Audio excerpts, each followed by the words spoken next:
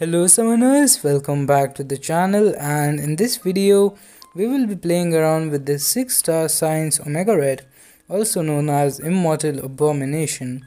And the reason we call him the Science Omega Red is because of the playstyle. So Omega Red, when you launch SP2, you gain an aura. It's called a death field, I guess. It's just different name, same thing. And you apply death pose, you do a lot of damage when you're close to the opponent. Basically the same thing with this guy, except he is better than Omega Red in longer fights, but he is not as good in shorter fights. And believe it or not, with the kind of ramp up this guy has, Realm of Legends come in the medium level fights. Like, you can't open this guy up fully, at least a 6-star. I guess with a 5-star you can, but you can't open this guy up fully, like get the full damage potential in Realm of Legends, which is really weird because that's where you usually get to test out your ramp up characters, but not this guy. You need to step in Labyrinth if you want to see how 4 aura stacks damage looks like. But as you can see, even with 2 stacks here, we are doing a solid amount of damage, and this Winter Soldier is about to go down. So these poisons, they by themselves they don't do ridiculous amount of damage, but now they're converted in acid burn. While the acid burn is on, you are completely unblockable. So that is another thing which is really good with this character. And let's move on to Storm, and we're not going to talk about Captain Marvel because she is poison immune. It's actually not too bad with him against poison immune. He is not great for those fights, but he can do it, especially like if it's variant or Act 6. Just go for 1 SP3, and while they are immune to poison, no one is really immune to acid burn yet, like as long as it's not debuff immune. So you can still make that work. And here, like, I'm gonna explain how his rotation works. So you have those poison on you. That's a good thing, by the way, because of willpower. And you go for SP2 and you start losing these poisons. You don't want to lose them completely. Like, the lesser you have, the more you're going to regenerate, as long as you have them. But if you lose them completely, first, you're not going to regenerate because all your healing is from willpower. Second, you're going to lose your aura, which is something that you do not want.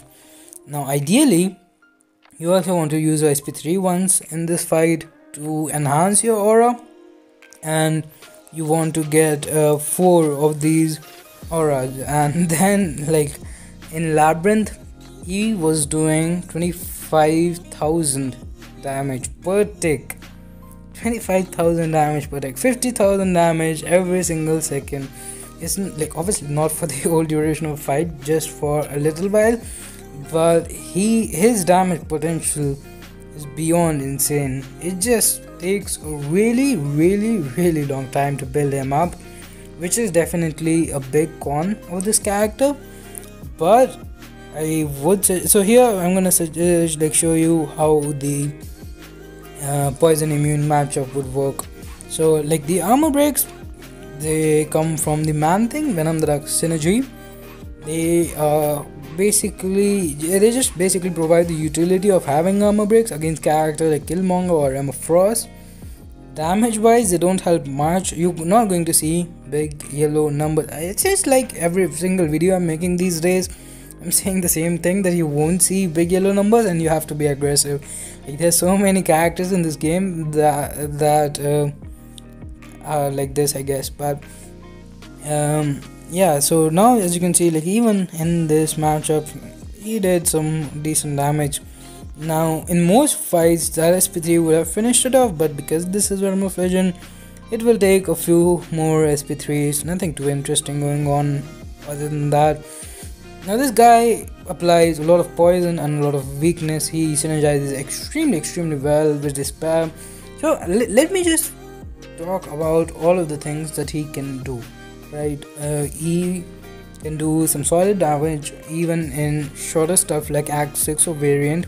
I mean, it's not technically short, but for this guy's ramp up, it is pretty short. And I guess even he could be decent in Alliance War. Of course, we didn't get to test that in the CCP beta, so that is just a speculation. But I do have a video again of using him in variant 2. I have a video of using him in Act 6, and he was extremely good for both of those scenarios. He is decent for Labyrinth of Legends. It's still a lot of build up, and like he will not replace Aegon or something, but he can have use in a lot of scenarios in the future with his big aura, like toxic aura and acid burn damage, and what else can he do? So he's an XL character, great for variant 2. He can apply armor breaks with the Venom the Duck or Man Thing synergy, so he can handle Killmonger or Emma Frost. He what else can he do? He can also have enervate. I'm not sure how you pronounce that, with someone, I'm forgetting that synergy, but it's not really useful from what I've seen. Overall, he doesn't really need any synergies to be good, to be honest, but he also has petrify, so he was designed to be a doom counter to doom bosses. He is probably not going to be great against thing bosses, because he, like, for him to get sustain, like for him to keep his toxic aura thing going, you need to use SP1s to gain a lot of poison on yourself, and the SP1 has a lot of hits, like 5 hits or something, plus he again has a really aggressive playstyle. So all of that combined with the fact that you have to play around with Thing's power and his rock stacks, I do not think he's going to be a great thing counter. But Doom, on the other hand, I think he is great for him, because he, like, as you can see right now, we have 2 petrifies on Scarlet Witch, so they have a really high uptime. And when you have petrify on, Dr. Doom will not activate his aura, which means he won't have like unblockable special 1, so you can block that. And on top of that, you can use heavy attacks, he won't resist, or you can use special attacks, he won't resist, because he doesn't have the aura. So those are some really great uses for him.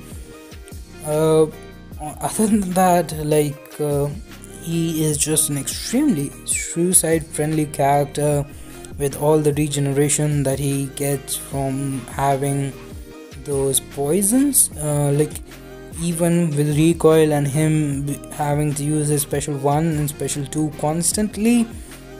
Like if you watch the Labyrinth Star-Lord solo video, he used more than 20 special attacks, and I don't think he was always recovering all the damage back. Like, it doesn't seem much for how much he's healing, like 53, 49 per tick, but it's up for the entire duration of the fight.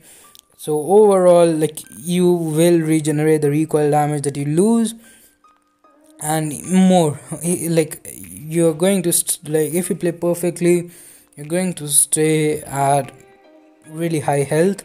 In the Act 6 video, I even in the variant video, I took a full path plus boss, didn't use any potions, and I didn't use any potions in the Act 6 video either, and I also made some mistakes along the way.